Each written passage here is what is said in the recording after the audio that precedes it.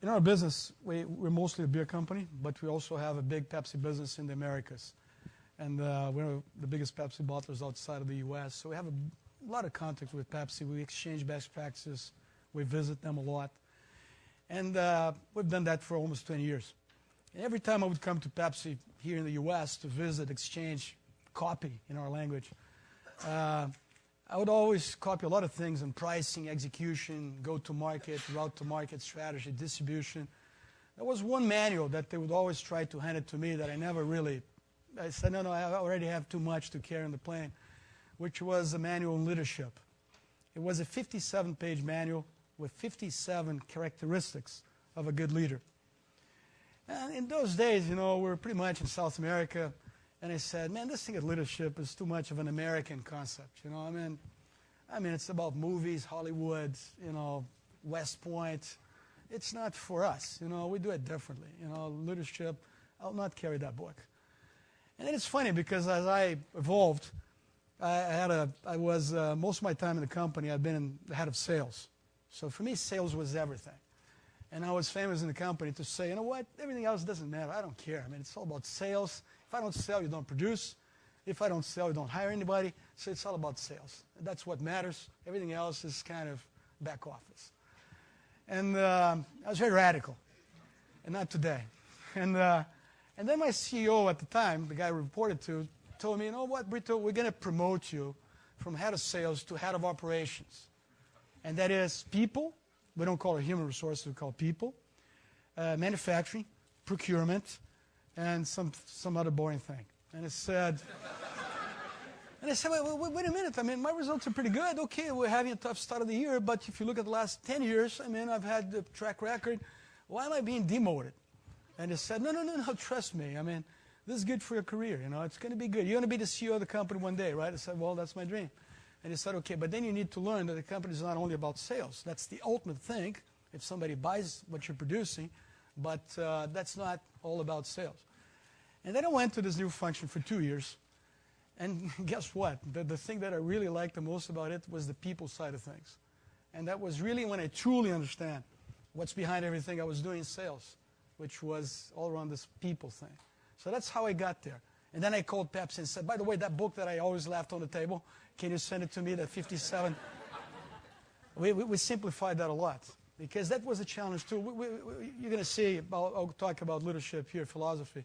And one thing we believe a lot is in being simple. You got to do simple things that are easier to understand because that has a much bigger likelihood of success and people understand you.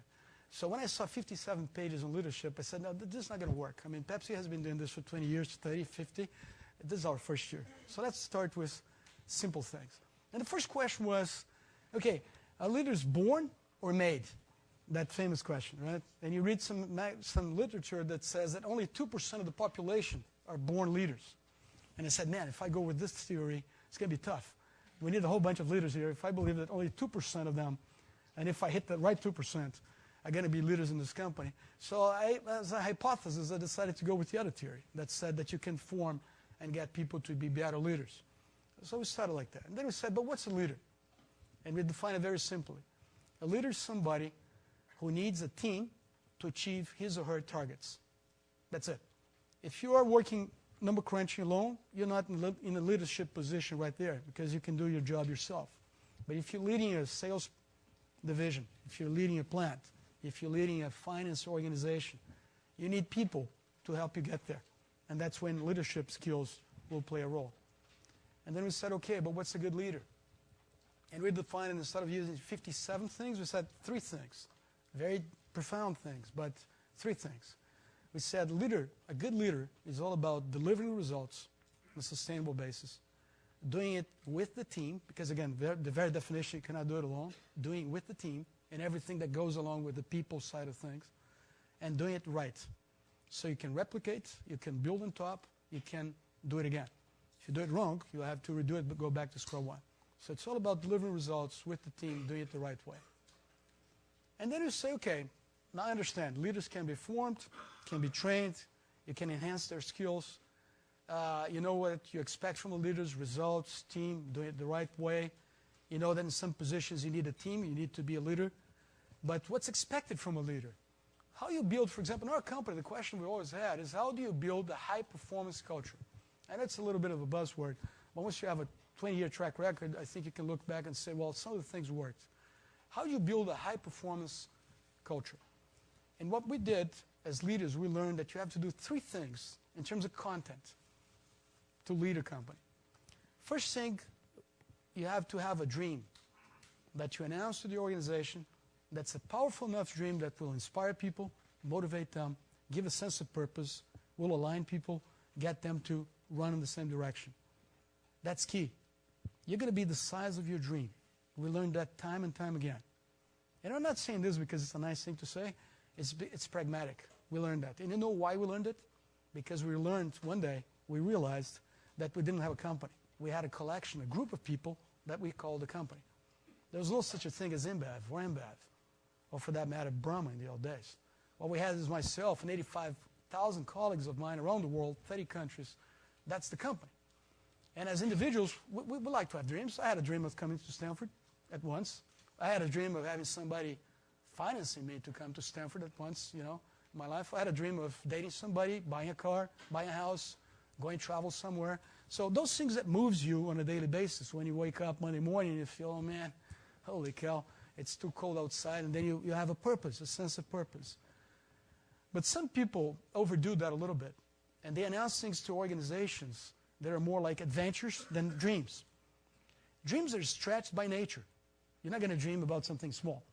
You know, you dream about something big. It takes the same amount of energy. That's the first letter.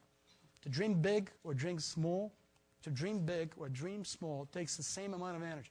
So why not stretch it a little bit? So dream is stretched by definition. For us, dream is that kind of thing that you know 70% how to get there, and you believe that the balance, the 30% you learn on the way, as you trip over things, as you learn on the way. Adventure is the opposite. You have no idea how to get there. You just think it's a good sentence to say, we want to be this in 5 years. Guess what? People don't buy it because it's not credible. They say, hey, man, we know 20% how to get there, 80% to discover along the way in 5 years. I don't buy that. I'm not going to commit myself, my life to this. This is crazy. I'm going to go somewhere else. So the first thing you have to have is a dream that really inspires people, give a sense of purpose, a sense of direction. And everything else that comes from it belongs to this. If you don't buy into it, our dream, for example, in the different phases, was always to be the best in class in what we're doing. And we had ways to measure it. Profitability, volume, growth, and all that. And that inspired people because you want to be part of a winning team. So that's the first thing. The second thing is what we call the whole people, issue. The realization is that when you go to the service industry, it's very easy to realize that people is the most important asset that a bank or a consulting company has. It's the kind of asset base that goes home every night in the elevator. Goes down. Your asset base goes home every night, and you just hope that the asset base will come back in the morning again to work and to keep the business moving forward. When you go to consumer goods, you tend to think that what matters is really the brands you have, the trucks, the warehouses, the plants, all the physical things you can see as a consumer. But what we realize is that behind all those things, you have, again, great people. So to have a great brand, that was because somebody or a group of people had the right insights, understood consumers' needs, occasions, and knew how to fulfill that on a day-in, day-out basis, and knew how to execute that. People. Anybody can build a plant, but to have a plant that churns great products, great efficiency, it's all about people, the way they manage that plant. So the asset, anybody can have it, but the software, the people, that's what matters. And we realized a lot of things about people. First, very complex animal to deal with, human beings. Very complex. We're all very complex because we want it all. You want to make money, you want to be recognized, you want to be heard, you want to be part of a winning team, you want to make a difference, you want to be leading something, you want to be involved in the best part of the company in terms of growth and all that. So you want all this, and you have to manage this if you want to have the best people. It's funny because I never heard a company saying, our intent is to have the very average people in the marketplace. Never heard that. I think every company would say the same. But what we realize is one thing is to say, the other thing is to practice. For example, great people, that's one thing we learned. Great people attract more great people. That's obvious. But the opposite learn is even more dangerous. That mediocre people attract more of the same. And if you're in a company, if you're leading a group, you can only be as good as your group. And if you start being, nice to people in the sense of, well, Mike's a nice guy, but it's not very good, but he's been here for 10 years. And, well, next year we'll talk about this. The people review this year, yeah, he didn't make it, but, yeah, let's give him another chance and give the feedback and all that. And then 15 years later, you're still with the same problem, and that's when you start going off track. Because you say you want to have the best people, you attract the best talent, but then the young talents like you are looking at Mike, a blocker, and say, man, this company's saying one thing, doing something completely different. So mediocre people attract more of the same. They like to work together. They don't challenge each other. They think any target will do it. Great people are different. They want to learn. They want to be surrounded by the same kind of people. You know what great people like, we learn? Talented people, what they like in a company environment. They like a place where they have meritocracy. And meritocracy is tough. It's tough. It's a word that everybody would agree. Nobody would be against it. Who would say, no, I don't think meritocracy is right. I think it's seniority. You should promote people in seniority, how long they are in the company, So meritocracy, they like informality, and they like candor. So simple, but so hard to execute. I always say it's the same thing. If you want to be in good shape, it's so simple, isn't it? You have to eat well, exercise, but how many of us catch ourselves sometimes not doing it? So it's the same thing about the company and about leadership. Everything is very simple, very common sense, thank God. But the difference is between the ones that do it and the ones that think they're doing it. So, for example, with this Mike example, in our company we think to be fair with people is to treat different people in different ways. Most companies would not be able to say that because they would say that goes against something. We recognize that in our company we have 85,000 people, but 200, 250 are really the ones that make a difference. And that's, again, being pragmatic. I'm not saying it's the correct thing to say or not, but it's pragmatic. 250 people in our company make a difference. These people, they are managed in a different way because we want to make sure they are excited. They're not going to leave the company. They're going to grow at a faster pace. They're going to grow at the pace of their talent, no matter how senior or junior they are to the company. They belong to that group. We need to make sure that these guys are engaged and giving everything they have to grow our business. Okay? So those are a couple of things about people. The other thing we like to do with people is create this environment where people feel attracted and they will stay. Meritocracy is one thing I said. You think, well, that's obvious. That the guy who has the best track record, most potential, should progress faster. But how many times you're going to find yourself in a company that will say, yeah, but Mike, has been here for 10 years and, let's give him an opportunity. You've been here for 2 years, so you have time. You're young. You wait. And how many companies would do that? And for you making a decision, it's much easier to live with that kind of decision when you promote people, because most people would say, yeah, that's right. Mike deserves the opportunity, But what about Tom? Well, what about Jane? And pretty soon the talented people will start going away. So everything I'll tell you here today, it's so simple, it's so common sense, but so hard. I compare this to going to the church every Sunday. I mean, the Bible has been there for 2,000 years, and we still don't get it. Right? We have selective hearing, selective memory. So you go there, you only get that 5% that you can cope with. The other 95, oh yeah, I forgot. And then next year you go again.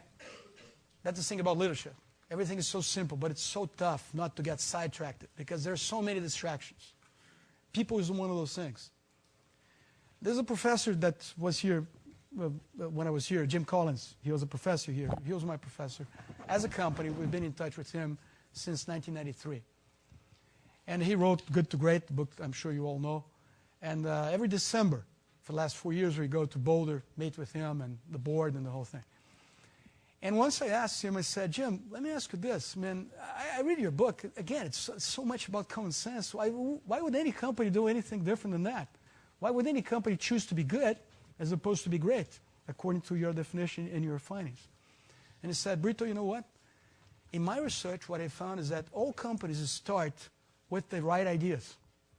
But the problem is that the good companies don't understand, or better saying, the great companies understand that it takes time to build a great company. It's brick by brick, and it's very tough. It requires a lot of resilience. Good companies think that there must be an easy way. There must be a shortcut. And that goes with people as well. How many companies will come here, hire an MBA, have a training program? But that's a lot of work. You have to come here, you have to do recruiting, you have to develop. 5 years later, the guy will start giving something back to you. As opposed to some companies that says, hey, I can short circuit this process. I'll just go to the market, hire somebody from a great marketing company, has been 10 years in the marketplace, has been formed by somebody else. I'll just bring it, to join our company. I don't need to do all this training program, MBA recruiting. But guess what? These guys will come with a different culture, different mindset. In normal in our experience, it doesn't form a great team because you have people from all over with different ideas on how to run the business and different values. And that doesn't get the company to be a great company. The other thing is that, okay, so you have this dream. You have the best people that you try to attract, and it's tough. A lot of temptations to get sidetracked. And we always say you should hire people that can be better than you. Because it's tough, right? You ask, okay, we want to hire the best people in the marketplace. And you say, okay, how do you define best people? And you say, okay, I don't know exactly how to define it, but I say, if it's better than us, it's already better for the company, right? If we're hiring somebody who, with the right training, the right opportunities, and the right time, can get to a position better than we are today, the company will be better off. So that's already a thing we say. And we say leaders are measured by the quality of their teams. That's important. So we have to realize that even if for selfish reasons, even if you don't believe in all I'm saying, you should have a great team as a leader. Because if you do that, you're going to be able to get to your targets, faster, and you're going to be able to be promoted faster. Because people, when they look at you, they'll say, no, he has such a great team, so he has people to replace him or her. So yeah, it's the right time to give him a chance to go further. So even for the wrong reasons, you get to the same place. People are the most important. That's the only competitive advantage today we see, is that. It's funny because when we did a merger in Brazil many years ago, we had an opportunity to merge with a competitor. And it's how many times you have the chance to do that in the same market? And we said, okay, why are we performing all these years much better than these guys? Maybe they don't have the processes we have. Maybe they don't have the proprietary things we developed. You know what? We got there. They had everything. Every numbered copies we had that we thought was top secret, they had it all. Everything was copied. They had it. But it was all on the shelves. Nothing was implemented. And the only thing that could explain performance, they had some brands that were even better than ours. The only thing we could put our fingers on was the kind of people that we attracted, the sense of purpose that our people had in building this great company that will be there forever and beat everybody else, and the way to do this shared mindset, the culture, which I'm going to talk now. One of the things that in our culture is very important is this idea of ownership. We believe that owners make better decisions. Why? Because they live with the consequences. That's the only reason. So whenever they do a trade-off between risks and the decision they have to make, if they own the company, they feel like they own the company, they'll do it with a mindset that, well, I'll be here next year, 10 years from now. I always compare that to a rental car. I don't know, maybe it only happens with me. But whenever I drive a rental car, I try a lot of things.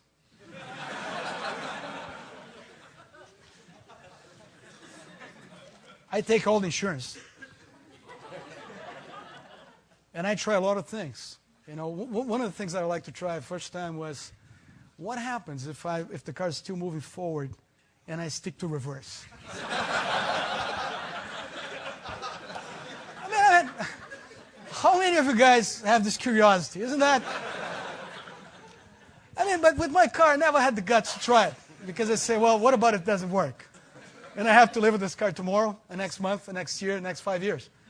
So in a rental car, why do people act differently, I think? I think it only happens with me. I'm sure you guys drive the same way.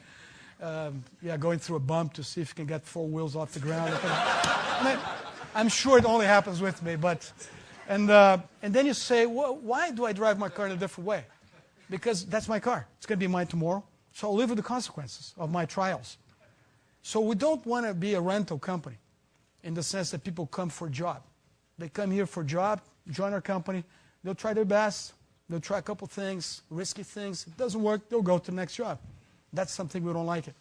That's why we try to have an environment in our company, be it with targets, the way people participate, compensation, the whole bonus system, the whole thing, so people understand that we own this company. And therefore, whenever you make a decision, be aware that it's going to be your decision for many years. You're going to have to live with that, not the rental car that somebody else the next day will pick up the pieces. So, but I'm sure it only happens with me.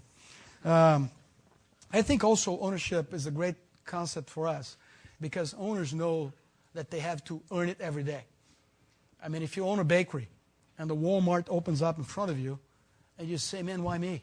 Why me? I mean, my family has been in this business for 3 generations. I mean, we do the best bread in town. We make the best bread in town.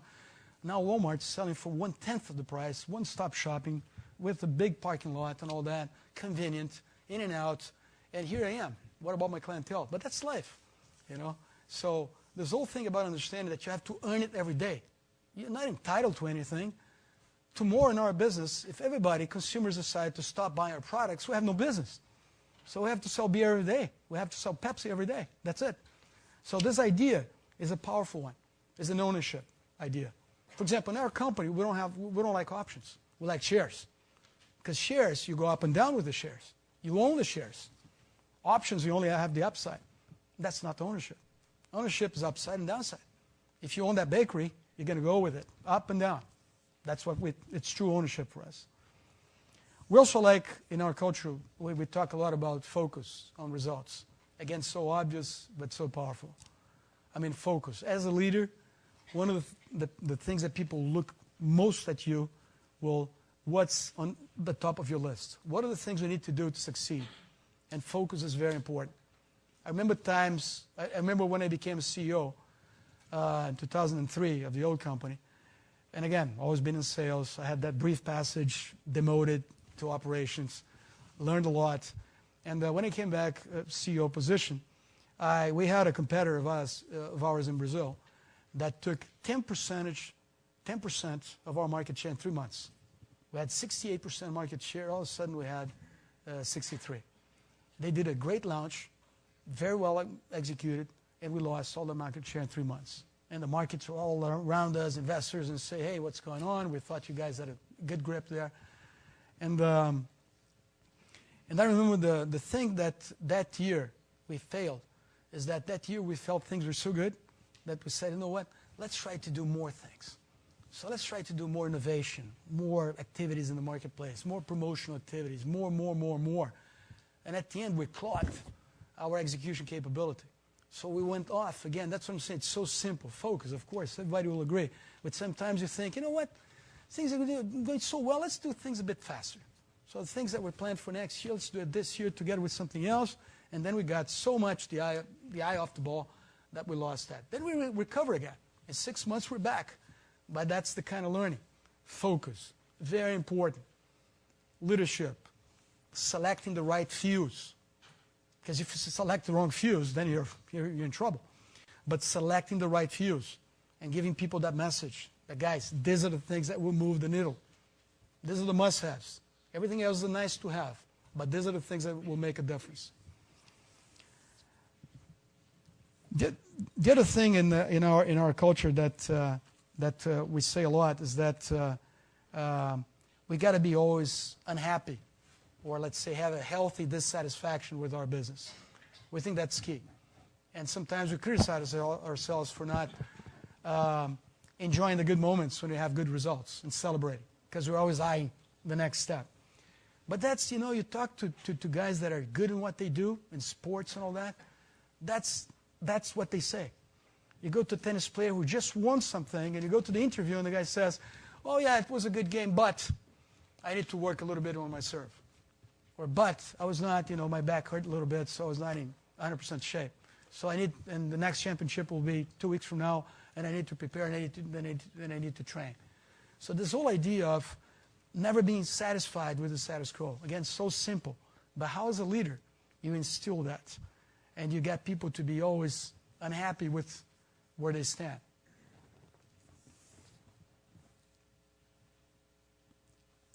The other thing is that that's very key to our culture is this whole thing about no shortcuts. I mean, We understand, and we try to give people that understanding that we are a compliant type company. And what you learn time and time again is that doing the things right, again, it's a pragmatic thing. It pays off. That's the kind of thing people expect from you, and it takes a lifetime for you to build those credibilities and those assets, and you can destroy that so easily with brands, with consumers, with customers. So that's the other thing. No shortcuts. You cannot build a great company if you believe in shortcuts, if you believe in the 2-month diet book that was new in the market, that type of thing. So, and you know what? The other thing we learned, I mean, I talk about all this. I talk about having a dream. I talk about having the people, you know, being the central focal point of our development as a company. I talk about this culture of ownership, hard work, focus, results. I talk about all these things, about no shortcuts. But you know what? Most people don't like that. That's amazing. We go recruit in some countries. We have business in 30 countries. What we find out is that our culture is different than the national culture. So it is possible to have a set of things you believe that you call culture in China, in Korea, in Russia, in Brazil, in Belgium, Germany, in the US, everywhere. The national culture is different. People eat in different ways. They spend their free time with their families in different ways, and that's all fine. And that's why we travel, to see all those different ways of doing things. But when it comes to the company, we're very clear. It's one company, one culture. If you want to join us, try to understand the way we do business, the way we're trying to grow our company. Very basic, common sense type things. And if you agree with that, great, join us. But if not, no problem. There are a lot of other companies out there. But what we learned is that most people like the average company. What's the average company? The average company is the company where people are promoted, for example, more by seniority than by their track records. The average company is a company that you know exactly where you're going to be 10 years from now. Not very exciting, but you know where you're going to be. The upside is limited, but the downside non-existent. The average company is a company that doesn't differentiate people. And the average leader is the one that promotes that. The average leader thinks that everybody should be treated the same, because that won't get me in trouble. The great leader is the one that understands that different people deserve to be treated differently. I'm not talking about basic human rights. I'm talking about career opportunities and that kind of thing.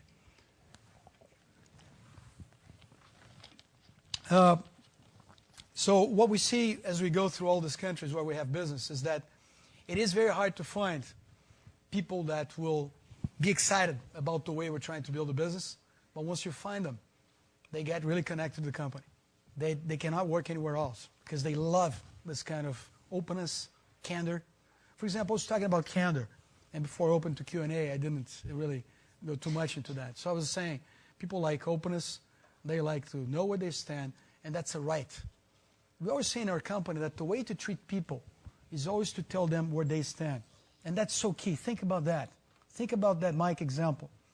How many times you catch yourself as a leader trying to make decisions for somebody else because you think you know what's best for him or her, and you don't tell him or her what's going on? So the guy's not performing, doesn't have a bright future in the company. It's 35 years old, so can still go somewhere else. Bright guy, can still start a career elsewhere. But you think you're doing a great thing for the guy but by keeping him in the company. And then at some point, the guy's 45, and you finally have to say, you know what, we tried for 10 years, it doesn't work, so you're out, and now the guy's 45. So, I mean, we always say, you have to be fair with people. Life's too short to work for a boring company or to be deceived and not knowing where you stand. So I would say, in summary, what I learned in all these years is that leadership, we started the business thinking that what mattered really was the whole thing about attracting great people and having the technical and process knowledge. We learned, I'll tell you one case, last case. At one time in our company, we were having a problem many years ago of a high turnover. So we said, man, how come? We think this is the best company to work for in the world, and so many people don't agree, and they're leaving. Why is that? And we had a board member at the time that was very much into people and understood the power of people, more even than we did. And he said, Brito, you know what? If you think people is the most important thing in your company, let me tell you this. In pockets of your business, in some countries, you have a sick population. Your people are sick. because you have turnovers of 25%. And that doesn't build a great company. And people that are sick, they cannot get trained. They don't learn. They don't progress. They don't help the company. And that was very, very strong to me, you know, because when you say turnover, it's a technical name. But when you say sick, we all know what it means because it hits home. And we did an interview with all those people. I mean, people that were leaving, people that were just joined, people that were old-timers in the company. We did 1,000 interviews. And what we learned from all that is that leadership is this invisible thing that was really missing in our company. That's when I called Pepsi and asked for their manual. Because the guys were leaving the company because they're saying, you know what, this company doesn't offer me opportunities for growth. And that was not true. We were growing like crazy. I mean, we needed people all the time, people being promoted from within. But perception is what counts. And people had the perception that their future was not very bright. They told us that they were not always learning a lot from their leaders, from their supervisors. They told that they didn't understand where the company was going. And so all this boils down to good leadership or lack of it. So that's when we started realizing that more important sometimes than process knowledge and management knowledge, knowing your industry or how you process your business within that industry, is the leadership skills. You can do more sometimes, even if you go to a different industry, if you have those skills and you surround yourself with great people that will help you then on the other things you don't know and you have to learn, than the other way around. And with that, I'd like to open for questions. Thank you very much.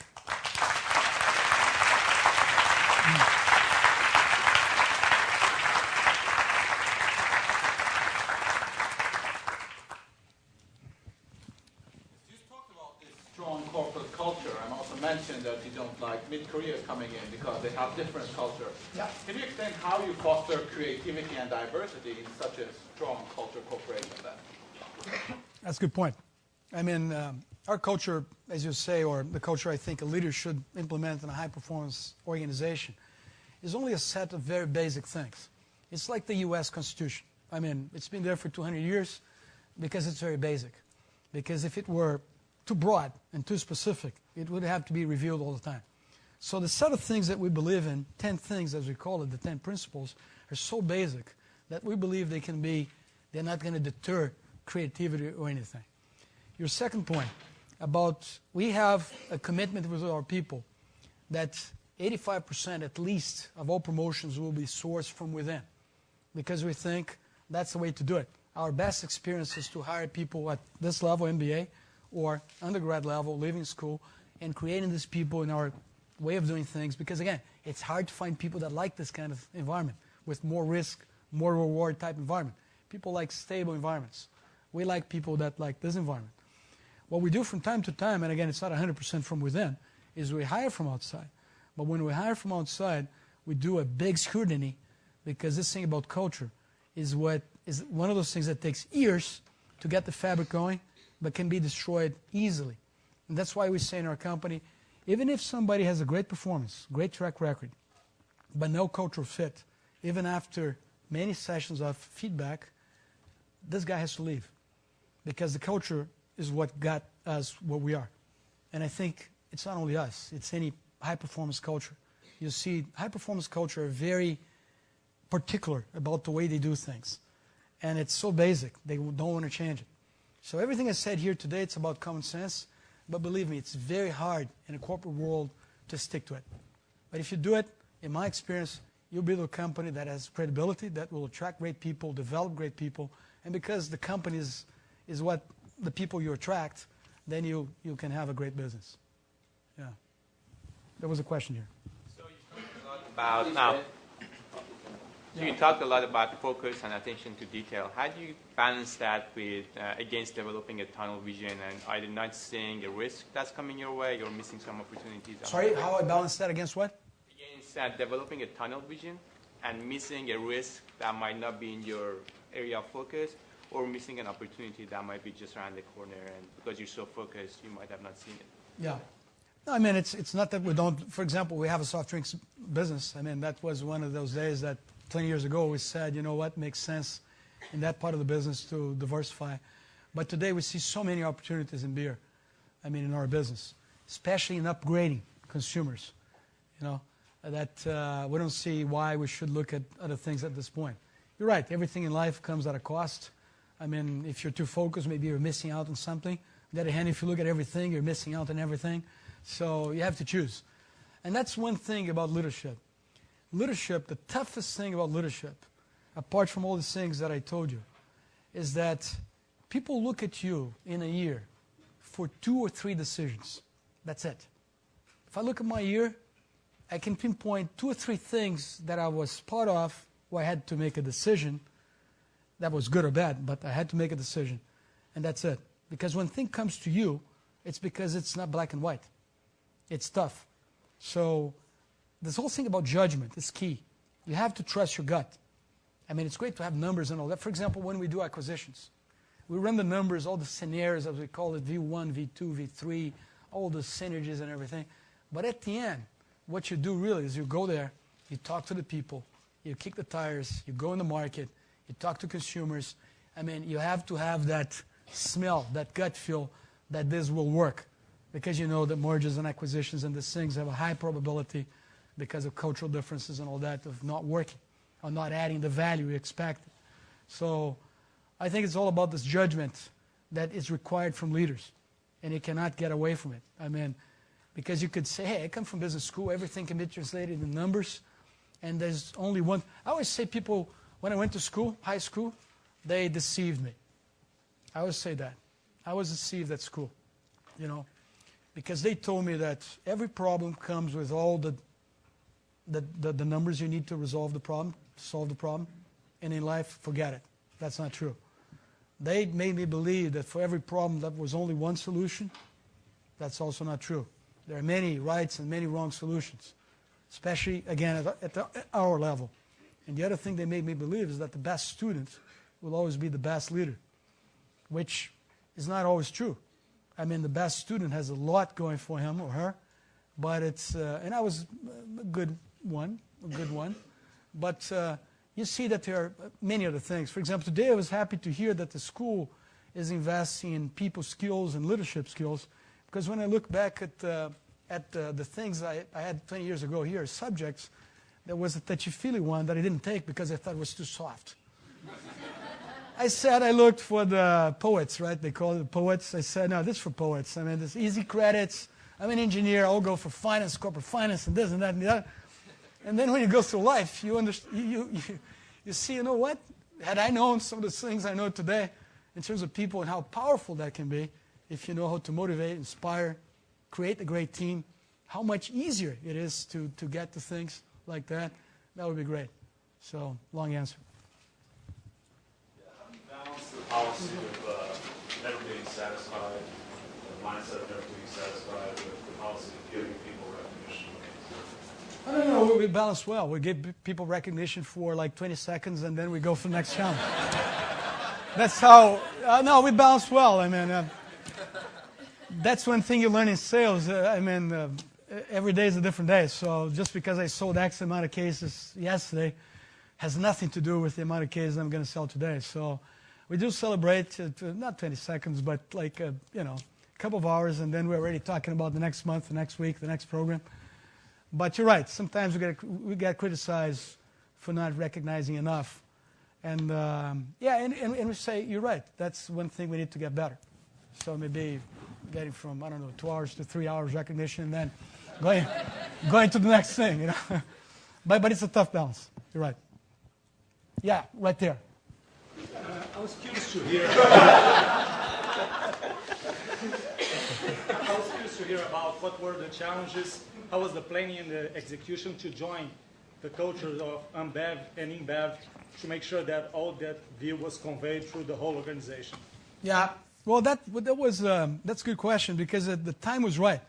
Because at InBev, the company I come from, we had this culture that was very ingrained in everybody's mind, has never changed. That's what's good. 20 years, good times, bad times, always the same. Very basic things. Interbrew, the other company, the Belgian company, had business in Europe and Asia. They grew by acquiring existing businesses. And they didn't have a culture of its own. So they were still tolerating different ways of doing things in different countries. So when we joined, we said, hey, we have something here that works. It's not like a pilot. has been in place for 20 years. And they said, yeah, let's do it. So it was very easy because the timing was right. But you're right, sometimes in mergers and acquisitions, that's a problem. For example, we have a business now that we acquired. I'm not going to say the country, a big business. I went there before we signed the check, and I was amazed about the culture. I said, man, this is just like ours. They say everything we say. They practice everything we say. They have a whole bunch of talented people here, great. Then we merged. You know what the problem is? That culture was based in one guy, as opposed to ours. Our culture is not based on me. We created a system that has a life of itself, because a lot of people, they share the same mindset and they know what to do. In that one company, it's all centralized at the top, and this guy says yes and no to everything, and the culture comes from him. So now we're in this process of trying to get these things back to more of a system, other people doing it and being examples. But to your question, we had to change a lot of people. We had to change a lot of people. Because some people say, you know what, I like what you're trying to do, I respect, I understand, but I'm not up for it. I don't like it. Not for me. I understand why you're doing it. The culture, the hard work, the focus, the whole thing, the meritocracy, all this thing is great. I understand. For you to build a great company, you need all this. I'm just not up for it. So we said, okay, then we have to part ways. So yeah, a lot of that happened. Yeah. So it sounds like a lot of your leadership is based on you being very self-aware of how you're impacting and influencing other people. And for all the people who don't have a touchy-feely class out there, who are reporting up to you in your company, how do you teach them to be self-aware in the same way so that they can grow and be leaders? Well, that's a good point. Again, we learned when we had that high turnover thing I was saying, that I had a problem, that we did the interviews. We learned that a lot of our people were not even using the basic things we had in hand at the time, at hand. For example, we do twice a year, everybody does that, performance evaluation. And ours is a 90-minute, eye-to-eye, in a room, both ways, feedback both ways, and it's written. So they were not using that because at the time we were growing very fast. We're promoting people at the age of 25 to be sales leaders for 20 people at the age of 25 years old. And the guy would look at the team and say, okay, I like this people, I don't like this people, out, and that kind of thing was happening. As opposed to go back and look at the records and try to understand, now this guy has been here for 10 years, has a track record, has some gaps, has some development programs, so let me get engaged with him, knowing all this, before I just say, I don't like the look, out. So we try to tell people, we have courses now in the company, because we said, there are two options on leadership. 25-year-old guy will be the supervisor of frontline people. You can either wait for 5 years, and the guy will learn, because he's bright, he'll learn, but the cost will be so high of that learning. And we're not at school. We shouldn't pay to learn. So as a business, the learning should come in a different way. So what we did is we started to give these people a little bit more knowledge before they got to that position. So in our company, we have programs that will get people, okay, so if you think this layer is the people that will be feeding into the next layer, let's try to get these people some knowledge about very basic stuff, about coaching, selecting good people. For example, I'll tell you one example, and I love to use sports analogy. I'm not a sports guy, by the way, but I think sports is great. For example, coach. Can you imagine a coach delegating the role of recruiting team members to somebody else? Can you imagine that? But you know what? In companies, that's done a lot. You need people, you hire a consultant, a headhunter, and not even the last interview sometimes the guy responsible for that division will go to. They'll delegate that to somebody else. Can you imagine that in the sports? I mean, that somebody from the 49ers would delegate, okay, you go out there, you see what kind of team setup you get, you tell me, I'll just sign the dotted line, and we'll go play. I mean, can I imagine that? In companies, people do that, So those details, Sometimes you go to managers and they say, you're not spending time in forming a great team, And the guy says, I don't have time. But people feel that it's great if they have a busy agenda because they were working a lot, But if you're not dedicating time to the main drivers of the business, which is people, what are you doing with your time, So I think the course is about this, It's about bringing people very common sense that they would learn in 5 years, 3 years, that we learned before, telling them in advance what we expect from them and what their team is going to expect from them, from a good leader. Yeah.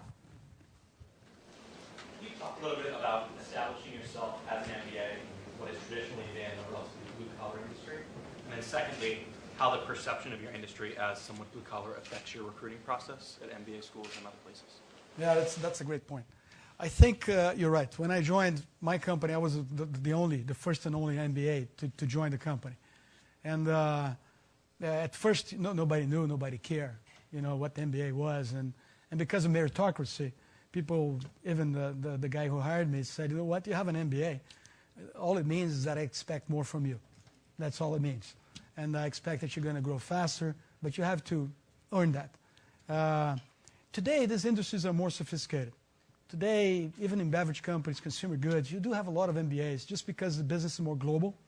Consumers are more tough on us. They expect more. You have to have better insights, execute better in the marketplace, otherwise you disappear. So companies got more sophisticated, and they understand the value of talent. So today it's not a problem. 20 years ago, you're right, it would be a little bit of a strange animal to be an MBA in a consumer goods company. Today, no.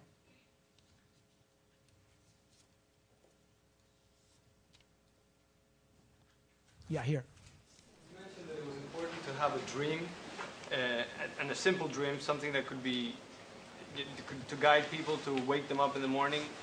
But then you mentioned that today's dream is to be best in class. Yes. That also sounds like something very general and something that a lot of companies would strive to, and I'm not sure it actually guides people, or it would guide me to know what to do, or to be motivated. It's a great question. Thank you. So how? Yeah. No, that's a great point. Well, we said our dream. I didn't want to talk about the company, but since you asked, we say our dream is to be the best beer company in a better world, and I'll explain both parts of the sentence. And that's measured by profitability. And we say that internally and externally because we like the pressure that puts from the outside world, we're a public company, on us. So we say we'll always have the highest margin in the industry. And so far, we've delivered. But that puts a lot of pressure on you. But you know why we do this? Just because of the people side of the equation. Because you know what? In hiring talent, you learn that people like to be connected with companies that are winning.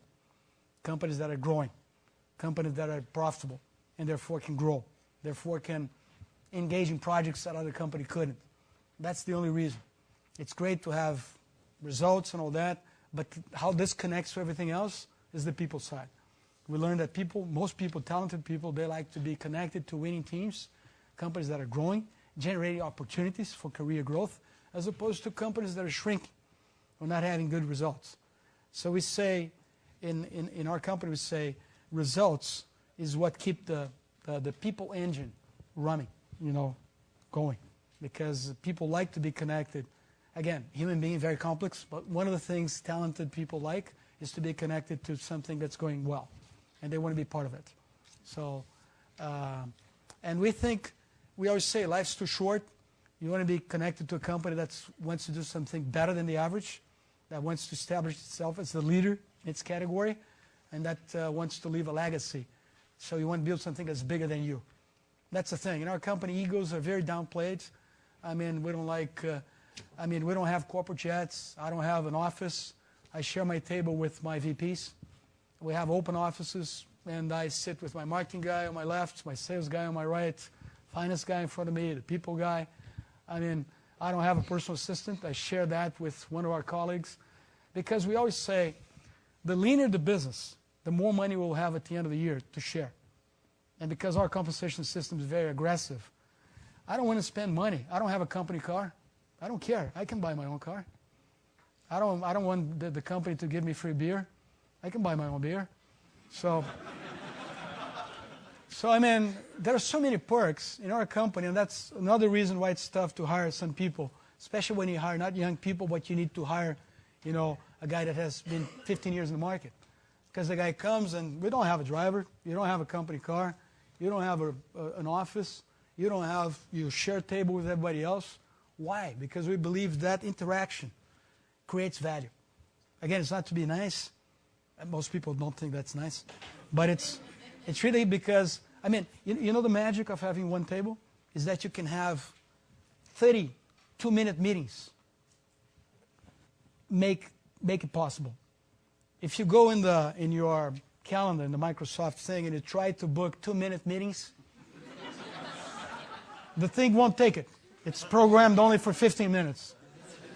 When you sit around a table like a trading desk, our guys came from an investment bank, so they were used to working at a trading desk. That's the environment. I mean, you're on the phone across the table, you're talking about a promotion in the Ukraine. I just came back from the Ukraine. I'll say, let me tell you this. I saw this in the Ukraine. You should be aware of this. And, okay, a 2-minute meeting that happened right there. Talk about speed, about information, about being on the same page.